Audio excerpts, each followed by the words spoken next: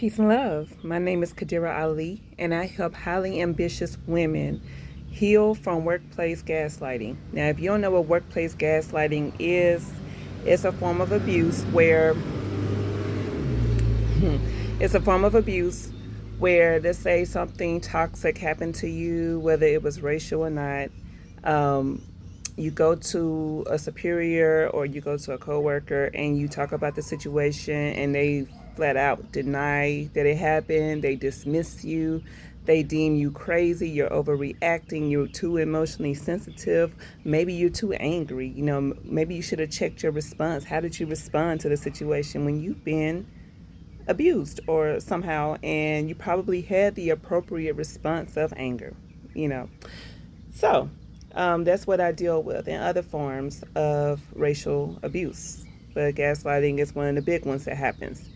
Now, what is it that you need to overcome to thrive despite experiencing workplace gaslighting? What is it that you need to liberate yourself from that experience? Because that's not something that you want to deal with on a daily basis. You can only be so strong and tough before you get drained and you start to weaken. And sometimes the strong and toughness that you have isn't really true strength. It's a distorted strength that's based in emotional suppression and ego, not your soul. Which is a difference, because if it's rooted in ego, then it's not going to go very far. If it's rooted in soul or spirit, then yes, you have the capacity to go far. But if you are rooted in spirit, you're not going to stay there. You can't handle that. You can't handle environments when you know who you are and what you're capable of. So what is that thing you need to rise despite attacks on your identity, despite attacks on your character, your performance, whatever? What is that thing that you need? I call it spiritual toughness.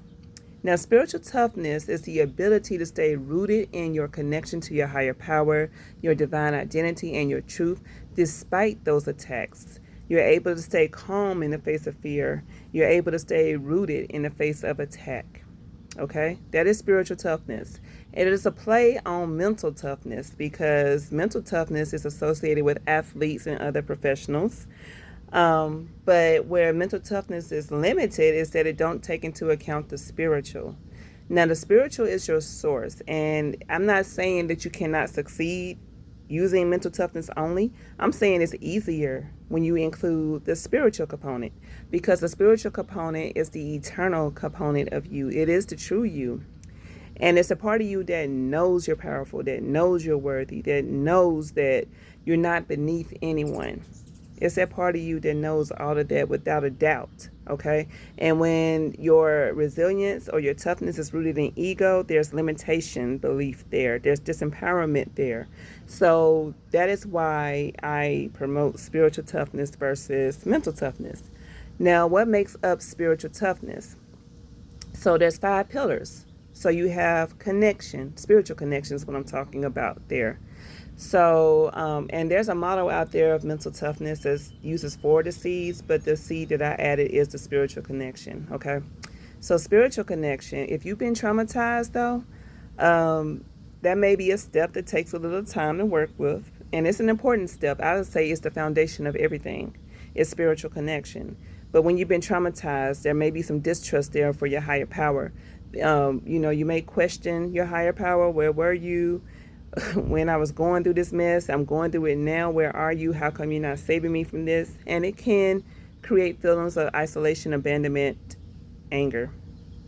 So there may be some forgiveness work that has to be done, but definitely learning how to ground and center, getting back into your body, out of your mind space, because that's where you're probably living. When you've been traumatized, you keep thinking about the situation over and over and over. Therefore, you're not able to move forward. You're not able to focus on what you need to do to get out of the situation. You can only focus on what happened to you. We don't want that. So getting back into your body so that you can process better, getting back into your body so you can get rooted in your divinity more easily. It's very important. So you have connection. You have challenge. Being able to see adversity as opportunity versus threat. Therefore, you're able to stay out of shame, you're able to stay out of guilt, you're able to stay out of self-hatred, and you're able to stay more in joy and peace and understanding You're able to focus on you and what you need to do in that mind state. When you see challenges, opportunity versus threat, you're able to find solutions versus more problems, okay, to your situation. There's also confidence, having self-belief rooted in your divinity, not your ego, because like I said, your ego, which is an aspect of your personality, is limited. It's not rooted in anything eternal. It has no power of its own. And so you want your self-belief rooted in your divine truth and identity, always. Okay? There's also control. Being able to control your mind, big part of spiritual toughness. Your mind creates your reality, but also the other part of that is being able to control your emotions. That's where attackers, perpetrators, oppressors want to get you, is in an emotional turmoil, because they can control you emotionally and then blame you for your own punishment or treatment or whatever. So you have to be able to master your mind, but most definitely master your thoughts, master your emotions, which goes into create your beliefs. Your beliefs create your reality. Another way of saying that your mind creates your reality, but it all means the same thing. So when you want to create when you need to stay rooted in your divine truth and identity, which helps with guidance, which helps you to focus on what needs to be done, then you're more successful. And then there's also commitment, purpose, your path to purpose.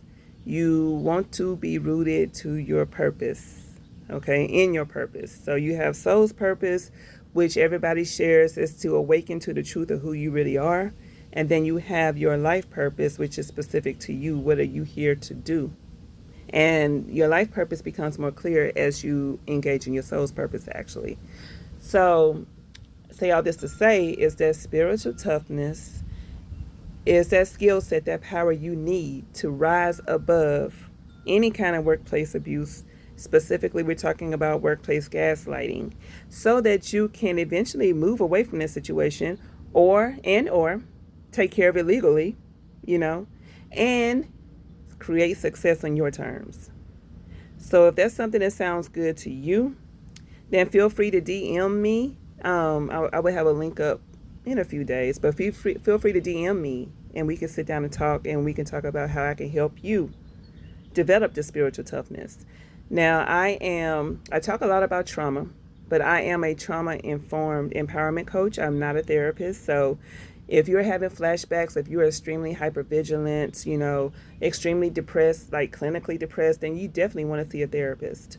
But as a trauma-informed empowerment coach, I'm aware of how trauma affects you and affects you in accomplishing your goals. So that's where that trauma-informed comes into that. But I'm not trauma-focused. I'm trauma-informed. Also, I have a free gift coming out soon, a free report that talks about spiritual toughness and all the parts that it takes to build it, so that you can rise, reclaim your throne, reclaim your power, and create success on your terms. If you're interested in that, then DM me for that free report, and in a few days, I'll be able to send you a link to get that free report. So again, my name is Kadira Ali, and I help highly ambitious women rise above, overcome, and thrive despite experiencing workplace gaslighting. And I hope you have a wonderful rest of the day. Peace and love.